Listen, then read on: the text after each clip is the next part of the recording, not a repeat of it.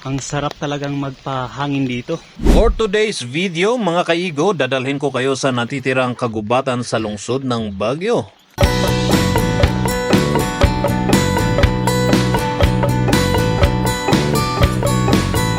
So bago ang lahat, shout out pala kay Miss Wacklin, Miss Regine, and Miss Agustin, kay Idol Fausto Idol Marvin. at kay Idol Darwin. Shout out po sa inyong lahat. Shout out din kay Mr. Bugnay and Mr. Palubs. Of course, hindi kayo mawawala.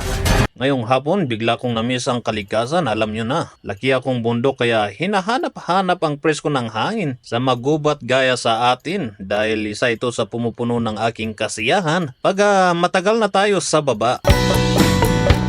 Pagdating ko nga dito sa Busol ay agad kong nilibot ang lugar at nilanghap ang masarap na simoy ng hangin na dito mo lang malalaman. Siya nga pala, sa hindi marunong rumispeto ng kalikasan, please lang, huwag na lang kayong pumunta dito sa Busol Watershed. Ang Busol Watershed pala ay isa sa major na pinagkukunan ng tubig sa lungsod ng Baguio kaya ito ay mahigpit na binabantayan mula sa mga illegal na aktibidad tulad ng ginagawa ng mga professional squatters. Kaya paalala po sa publiko, lalo na kung ikaw ay taga Baguio, na bantayan natin ito dahil iilan na ang gubat ng Baguio. So habang ini-enjoy ko ang paligid ay sabay hanap ng tagtaga, wild mushroom. Baka sakaling may natira pa kasi hapon na ngayon dito. Hanap ako doon at kalkal sa kabila pero parang nahunahan talaga tayo. Siya nga pala, shoutout pala sa mga solid viewers natin dyan na hindi nagsasawa sa YP kong video. Sa mga silent viewers natin, maraming salamat pa rin.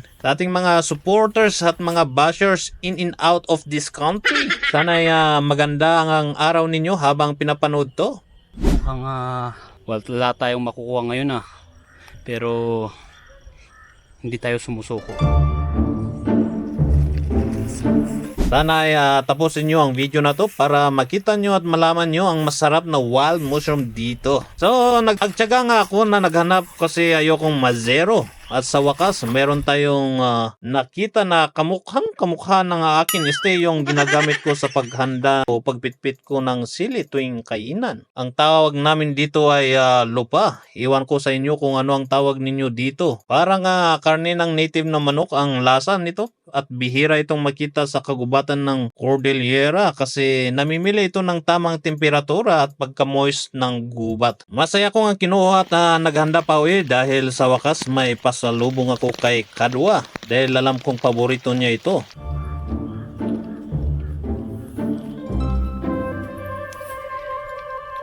Sa mga expert dyan, ano po yung tawag nila dito? Pwede ba kayang maulam ito or ito ay isang tagtaga? So hindi ako sigurado dito kaya iwan muna natin. Abangan pala ang pagluto natin dito in our next video. Hanggang sa muli!